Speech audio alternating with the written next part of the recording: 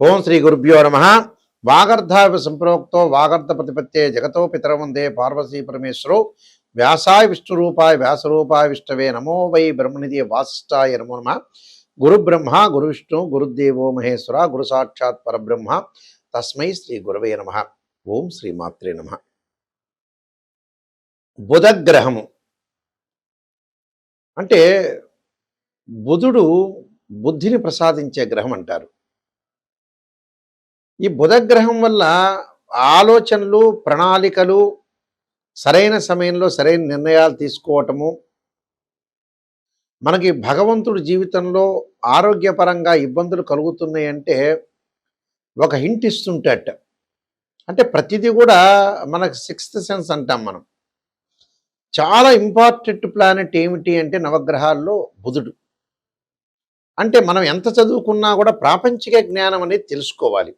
అంటే మనం ఏం చేస్తున్నాం, ఏం చేయట్లేదు, ఎలా నడవాలి అనే తెలపగలిగేదే బుధుడు. అంటే బుద్ధిని వికసించుకోవాలి, బుద్ధి అనుకూలంగా ఉంటేనే అనుకూలంగా ఉంటుంది అని అర్థం. ఇక్కడ బుధుడు ఫిబ్రవరి 3వ తారీఖు నుంచి రాత్రి 9:52 బుధుడు కుంభరాశిలో సంచారం చేస్తాడు. రమారమి ఏప్రిల్ 11వ తారీఖు వరకు కూడా ఉంటాడు ఇక్కడ. అంటే బుధగ్రహం ఏమిటి? ఫిబ్రవరి, మార్చి, ఏప్రిల్ అంటే ఎక్కువ రోజుల పాటు బుధుడు కుంభరాశిలో సంచారం చేస్తాడు. ఈ కుంభరాశిలో సంచారం చేసేటప్పుడు ఎలాంటి ఫలితాలు జరగబోతున్నాయి అనేది, కుంభరాశిలో బుధుడు ఉండి అందులో మళ్ళీ బుధుడు కూడా వక్రారంభం అవుతుంది.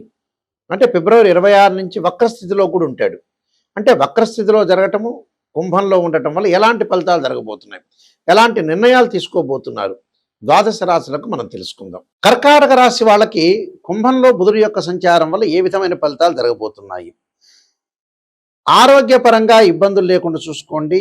వ్యాపార పరంగా అనుకూలంగా ఉంటుంది, ఉద్యోగ పరంగా అనుకూలంగా ఉంటుంది. మనస్తాపం కలగకుండా చూసుకోండి. అంటే మనస్తాపము, శత్రు వృద్ధి కలిగే అవకాశాలు ఎక్కువ ఉంటాయి. ఇంటర్నల్ ఎక్స్టర్నల్లీ ఏదో శత్రువులు అనేవాళ్ళు ఉంటారు. అంతరంగంగా బాహ్యంగా అంటారు. కొంతమంది కనపడరు శత్రువులు, కొంతమంది కనిపిస్తారు. ఇలాంటి విషయాలు కొంత జాగ్రత్తగా ఉండండి. అంటే ప్రతి విషయాన్ని కూడా ఆచితూచి అడుగు వేయండి. చికాకులు కలగకుండా చూసుకోవాలి. కోప ఉద్రిక్తలు తగ్గించండి. వ్యసనాలకు బానిస కావద్దండి. శరీర ఆరోగ్యాన్ని కూడా చాలా ఇంపార్టెంట్గా తీసుకోండి. అంటే సరైన నిర్ణయాన్ని సరైన సమయంలో వీళ్ళు తీసుకోలేరు. సరైన సమయంలో సరైన నిర్ణయాన్ని తీసుకోలేకపోవటం కూడా కొన్ని ఇబ్బందులు కలిగే అవకాశాలు ఎక్కువ ఉంటాయి. మనస్తాపం కలగకూడదు. మానసికంగా కొంత ఆందోళన కలిగే అవకాశాలు కూడా బాగా ఎక్కువగా ఉంటాయి. అంటే ఇలాంటివన్నీ కూడా కలగకుండా చూసుకోవటం కూడా చాలా ఇంపార్టెంటే. అంటే ఈ బుధుడు యొక్క ప్రభావం వల్ల కొంత బుద్ధి బలాన్ని పెంచుకోండి. వ్యాపార పరంగా ముందుకు వెళ్ళండి. వ్యాపార పరంగా ముందుకు వెళ్ళటమే కాకుండా ప్రతి విషయాన్ని కూడా కొంత ఆలోచన చేసి ముందుకు వెళ్తే మనకు మంచి జరిగే అవకాశాలు ఖచ్చితంగా ఉంటాయి. నూతన వ్యాపారాలు ప్రారంభం చేయొచ్చు, దాని తప్పేమీ లేదు. వ్యాపారం రంగంలో అభివృద్ధి సాధించే అవకాశం బాగా ఎక్కువ ఉంటుంది. కానీ అనవసరమైన డబ్బులు ఖర్చు పెట్టద్దండి. దేనికి ఖర్చు పెట్టాలో దానికి ఖర్చు పెట్టడం, ముందుకు వెళ్ళండి. అంటే ప్రతి విషయాన్ని కూడా కొంత ఆలోచన చేసి శ్రద్ధ పెట్టి ముందుకెళ్తే మనకు మంచి జరిగే అవకాశాలు ఖచ్చితంగా ఉంటాయి. బుధగ్రహం అనుకూలంగా లేని వాళ్ళు, బుధుడు గోచారరీత్యా 2, 4, 6, 11 స్థానాల్లో మంచి చేస్తాడు బుధగ్రహము. ఈ బుధగ్రహం వల్ల వాణిజ్యము, వ్యాపారము, అలానే డెవలప్మెంట్ స్కిల్స్, లైఫ్ని ఎలా ప్రణాళికాబద్ధంగా వేసుకోవాలి, ఎలా ప్రణాళికలు మనం అనుసరించాలి చెప్పగలిగే గ్రహమే బుధుడు. అంటే బుధారిష్టేత్ సంప్రాప్తే బుధ పూజాంచకారయేత్ బుధ ధ్యానం ప్రవక్ష్యామి బుద్ధి పీడోపశాంతే అంటారు. అంటే సరైన బుద్ధి ఉండాలి. వ్యసనాలకు బానిస కాకూడదు. ఏం చేస్తున్నామో తెలుసుకోవాలి. స్త్రీయ లోపం పెరుగుట పెద్ద విద్య, లోపం ఎరిగిన వాడే పూర్ణవుతాడు. అంటే బుధుడు చాలా ఇంపార్టెంట్. అయితే ఈ మధ్యకాలంలో మన వాళ్ళు చేసే చాలా తప్పులు ఉన్నాయండి. ఒక జాతకాన్ని చూపించుకునేటప్పుడు ఒక గురువు గారి దగ్గరికి వెళ్ళినప్పుడు గురువుగారు నిజాన్ని చెప్పండి అనేది చాలా ఇంపార్టెంట్ ఇక్కడ. ఈ మధ్యకాలంలో చాలామంది కూడా ఏంటంటే పాపం నెగిటివ్ని వినట్లేదు. నెగిటివ్ అంటే చాలా ఇష్టం ఉండదు. వాళ్ళు చాలా ఆమడ దూరంలో ఉంటున్నారు. పాజిటివ్ చెప్పి జ్యోతిష్యులు పొగిడితే ఆ ఆస్ట్రాలజీ చాలా మంచివాడు. అంటే ఎందుకంటే ఆస్ట్రాలజీలో మీరు కన్సల్టింగ్ ఫీజు ఇవ్వటం? మన ఇంటి పక్కన వాళ్ళదే పొగడమని చెబితే పొగుడతారు. మన ఇంట్లో భార్యాభర్తలు, వాడు భర్తని చెప్తే భార్య పొగుడతారు, భార్య చెబితే భర్త పొగుడతాడు. ఆస్ట్రాలజర్ని అప్రోచ్ చేయాల్సిన అవసరం లేదు. This is the true. ఇది రియలిస్టిక్గా చెప్తున్నాను నేను. ఎందుకంటే ఎప్పుడైనా సరే లైఫ్లో మనిషి ఎక్కువ కాలం బతకలేదు, బతకడు కూడా. పునరపి జననం పునరపి మరణం అంటారు. చచ్చిపోవటం ఖాయం, చనిపోవటం చాలా ఖాయం. సారీ, దీనిలో నేను ఒక వర్డ్ వాడాను, చచ్చిపోవటం అనేది. అసలు వాస్తవంగా చచ్చిపోవటం అనే వర్డ్ కూడా వాడకూడదు, చనిపోవటం అనాలి. ఈ పాయింట్ వచ్చింది కాబట్టి నేను చెబుతున్నాను. అయితే అంటే కృతజ్ఞతాభావం, ఒక మనిషి చనిపోతే చనిపోయాడనే మాత్రమే వాడాలి, చచ్చిపోయాడనే మాట వాడకూడదు నిజం చెప్పాలంటే. అయితే ఇక్కడ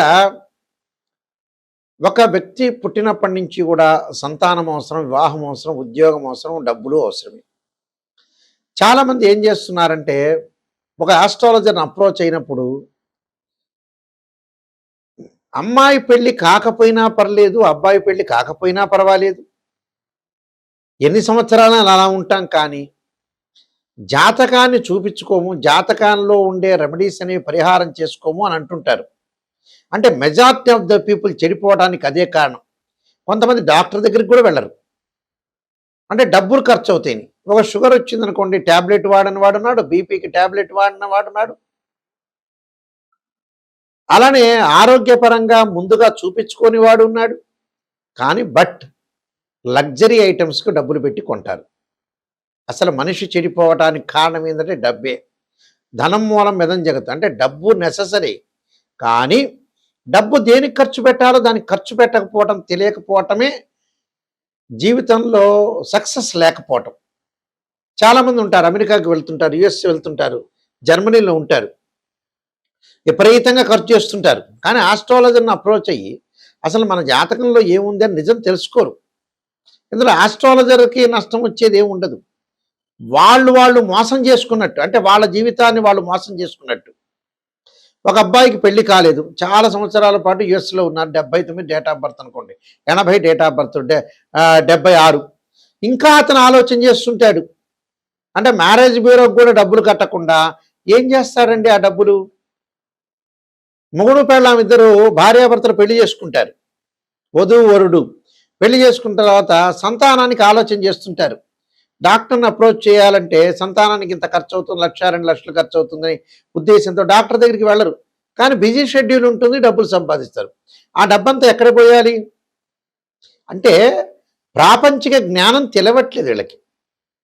ఒక అబ్బాయికి ఒక అమ్మాయి వైజాగ్లోనో, రాజమండ్రిలోనో, గుంటూరులోనో ఎక్కడ ఉంటే ఈ లోపల కారు ఖర్చు అవుతుందని వెళ్ళని వ్యక్తులు ఉన్నారు మా దగ్గర. డబ్బు ఖర్చు, డబ్బే ఇక్కడ. అసలు డబ్బు మంచి చేస్తుంది, చెడు చేస్తుంది. ఇక్కడ డబ్బు వల్ల ఏమవుతుందంటే అసలు దానికి ఖర్చు పెట్టడం. మళ్ళీ వాళ్ళు కూడా పిసినారితనమా? ఆహనా పెళ్ళంట సినిమా చూసే ఉంటారు. కోటా శ్రీనివాసరావు యొక్క పాత్ర పిసినారితనం, ఒక పాత్ర చూపిస్తారు అక్కడ. చూపించి అలా పిసినారితనంగా ఏమైనా ఉంటాడా? అలా ఉండడు. మళ్ళీ సెల్ కొంటాడు, ఎంజాయ్మెంట్ చేస్తాడు, 60,000 రూపాయలు శాంసంగ్ ఫోన్ కొంటాడు, రకరకాల ఫోన్లు కొంటాడు, టీవీ కొంటాడు, కంప్యూటర్ కొంటాడు, అన్నీ కొంటాడు, ఫ్లైట్లో వెళ్తూ ఉంటాడు, అన్ని రకాలు చేస్తుంటాడు. కానీ లైఫ్కి మనం పనికొచ్చేది ఏంటి? ఈ లోపల అప్పులు ఇస్తుంటాడు, వేరే వాడికి అప్పులు ఇస్తుంటాడు, కొన్ని కోట్ల రూపాయలు పోగొట్టుకుంటాడు, లక్షల రూపాయలు పోగొట్టుకుంటాడు, వ్యసనాలకు బానిస అవుతాడు. ఇవన్నీ చేస్తాడు మనిషి. అంటే ఇవన్నీ మనిషి డబ్బుని పెట్టి ఏం చేయాలో అర్థం కావట్లే. మనం మంచి విషయానికి డబ్బు ఖర్చు పెట్టాలండి, ఒక డాక్టర్ని ఖర్చు పెట్టాలి, ఒక మ్యారేజ్ బ్యూరోకి డబ్బులు ఇవ్వాలి, ఒక దూర ప్రయాణం చేయాలి. మంచి అనేది ఎప్పుడూ కూడా డబ్బిచ్చి కొనుక్కోవాలి, చెడు ఎప్పుడు కూడా డబ్బిచ్చి వదులుకోవాలి. అంటే ఇవన్నీ కూడా మీరు గ్రహించండి, రియలిస్టిక్గా గ్రహిస్తేనే.